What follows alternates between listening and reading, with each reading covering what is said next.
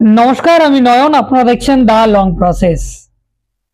কুসংস্কারের সর্দার কীর্তনিয়া প্রদীপ পাল। আমি ভাবছিলাম যে শুধু সর্দারই একজনই আছে, কিন্তু জানতাম না যে কুসংস্কারের আবার সর্দারেরও চেলা আছে। একজন নতুন নতুন চেলা এসেছে মার্কেটে, সেই চেলাকে দেখুন, তার কথা শুনুন। কিন্তু তার আগে একটা ভালো কথা বলে যায়, এই কীর্তনটি শুনতে শুনতে আপনারা এটা ভয় করবেন না একদম, কারণ সেই ভয় আমি ভেঙে দেব।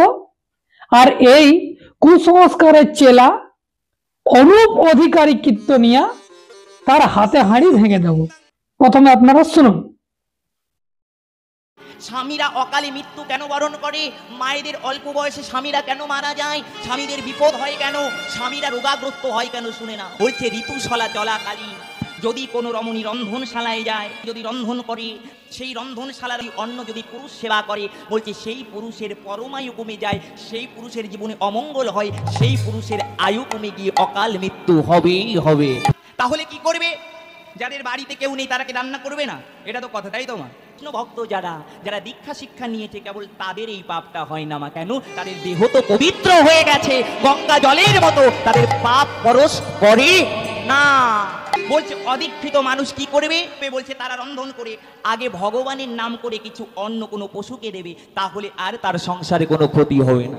তাহলে শুনলেন, আমি প্রথমে বললাম যে এই কীর্তনটি শুনে আপনারা ভয় করবেন না, কারণ সেই ভয় আমি ভেঙে দেব। আর কুসংস্কারের সর্দারের চেলা বললাম, কেন বললাম? কারণ এই সমস্ত কথা বাস্তব রূপে বিজ্ঞানের ভিত্তিতে এর কোনো ভূমিকা নেই, মানে শূন্য বলতে গেলেই চলে। এবার কথা হচ্ছে যে উনি বলছেন যে মেয়েদের ঋতু চলাকালীন, অর্থাৎ মেয়েদের যখন আমরা যেটা গোদা বাংলায় বলি মাসিক, সেটা যখন চলে তখন কিন্তু মেয়েদেরকে রান্নাঘরে যেতে নেই। আর এটা ধর্মশাস্ত্রে, বিভিন্ন রকম ধর্মশাস্ত্রে তারা বলে যে এটা প্রাবধান রয়েছে, এগুলো অসুচি, বা স্নান টান করার পরে 2-3 দিন পর হয়তো রান্নাঘরে ঢুকতে হয়। যদি আপনারা রান্না বান্না করেন, তাহলে এই যে কীর্তনিয়া বললো, তাহলে আপনার অকালে মৃত্যু হতে পারে বা আপনার আয়ু কমতে পারে, যে কোনো সময় আপনি মৃত্যুবরণ করতে পারেন। মানে এক ধরনের বলা গেলে আপনাকে ভয় দেখানো হচ্ছে। এবারে এর থেকে তাহলে রেহাই কিভাবে পাওয়া যাবে? না, তার দেখুন সজ্জা ফান্ডা একদম বুঝে নিতে হবে। তার জন্য আপনাকে গলায় তুলসীর মালা পরতে হবে, নাহলে দীক্ষা নিতে হবে, ভগবানের সন্নিকটে আপনাকে যেতে হবে। তাহলে আপনি 16 কোলা পূর্ণ করেছেন। আর 16 কোলা যখন আপনি পূর্ণ করবেন, তখন আপনার কোনো সমস্যা নেই। তাছাড়া তবু যদি আপনাকে রান্না করতে হয়, কারণ আপনার আশেপাশে কেউ নেই, তাহলে কি করা যাবে? না, তার জন্য এরা একটা প্রাবধান করে দিয়েছে। কিরকম?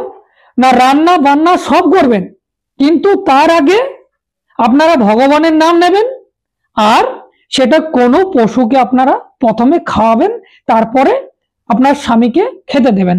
তার মানে এখানে একটা জিনিস স্পষ্ট রূপে বোঝা যায় যে এরা কত বড় শয়তান, কত বড় চালাকি করছে। দেখুন, আপনাকে মরতে হবে না, আপনারা একটা অবলা জানোয়ারকে মরতে দিন, কারণ সে যদি খায় তাহলে সে মরতে পারে, তার আয়ু কমতে পারে। তাহলে সে কি জীব নয়? তারাই তো তাদের মঞ্চের আসর থেকে বলে যে জীব হত্যা মহাপাপ, জীব হত্যা করা যাবে না।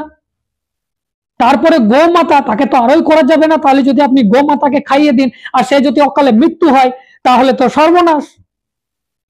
তার মানে আমি যে জিনিসটা আপনাদেরকে বোঝাতে চাইছি, যে এই কীর্তনিয়া হোক, আচ্ছা যে কোনো XYZ ব্যক্তি হোক, তারা যদি এই ধরনের কুসংস্কার জড়িত অন্ধবিশ্বাস, আজগুবি গল্প কাহিনী যদি আপনাদেরকে শোনাচ্ছে, আপনাদেরকে ভয় দেখাচ্ছে, তাহলে জেনে নেবেন যে এরা শুধু নিজেদের পকেট ভরানোর জন্য ভগবানের দোহাই দিয়ে আপনাদেরকে ভয় দেখাচ্ছে। আপনাদেরকে মস্তিষ্কে যাতে আপনারা না ভাবতে পারেন, শূন্য মস্তিষ্কে আপনারা থাকেন, শুধু ভগবানের ভয় দেখিয়ে এরা এই কাজ করছে। আর আপনাদের কাছ থেকে লাখ লাখ টাকা লুটে নিচ্ছে। তাতে এ হোক চাই এর থেকে বড় এদের বাবা ঢাবা যেই হোক, তারা তো এই কাজ করছে। কিন্তু আমি আপনাদেরকে পরিষ্কার বলতে চাই যে মেয়েদের এই ঋতুকালীন যদি রান্নাও করে, তারা অবশ্য যদি শরীর সুস্থ থাকে রান্না করো, খাও দাও, বিন্দাস থাকো, কোনো আপত্তি নেই। আর যদি তাদের শরীর অসুস্থ থাকে, তাহলে আমি বলবো যে বাড়িতে যে স্বামী রয়েছে বা আদার্স যদি কেউ রয়েছে বা অন্য কোথাও থেকে খাবার আপনারা নিয়ে আসুন, সেখানে খান। মহিলাদেরকে সেই সময়ে কিন্তু রেস্টে রাখার দরকার রয়েছে। সেই সময়টায় তাদের অতিরিক্ত কিন্তু ব্লিডিং হয়, অনেকেরই আবার অনেকের হয় না, অনেকেরই ব্যথা হয়, এরকম অনেক বিষয় রয়েছে। আর এটা যদি না হয় তাহলে আমরা এই পৃথিবী দেখতে পেতাম না, আমরা কখনোই এই দুনিয়ার আলো দেখতে পেতাম না। আর যে এই ভাষণবাজি করছে, এই কুসংস্কারের চেলা, সেও এই পৃথিবী দেখতে পারতো না। তো যাই হোক, আমি আপনাদেরকে শুধু এটাই বলতে চাই যে এই সকল কীর্তনিয়াদের কথা শুনবেন না, আপনাদের নিজেদের বিচার বুদ্ধি লাগান, আর সমাজকে কিভাবে বিজ্ঞানের দিকে এগিয়ে নিয়ে যাওয়া যায়, বিজ্ঞান মনস্কতা করা যায়, সেই দিকে আপনারা ধ্যান দেবেন। কি মনে হয় এই সমস্ত কীর্তনিয়াদের কথা শুনে অবশ্যই কমেন্ট করে জানাবেন। যদি প্রথমবার দেখছেন, ফেসবুকে দেখে থাকলে ফলো করে নেবেন, ইউটিউবে গিয়ে সার্চ করুন দ্য লং প্রসেস, সেখানে সাবস্ক্রাইব করে রাখুন, কারণ আমি এই ধরনের কন্টেন্ট নিয়ে আসি। এখন এই পর্যন্তই, ধন্যবাদ।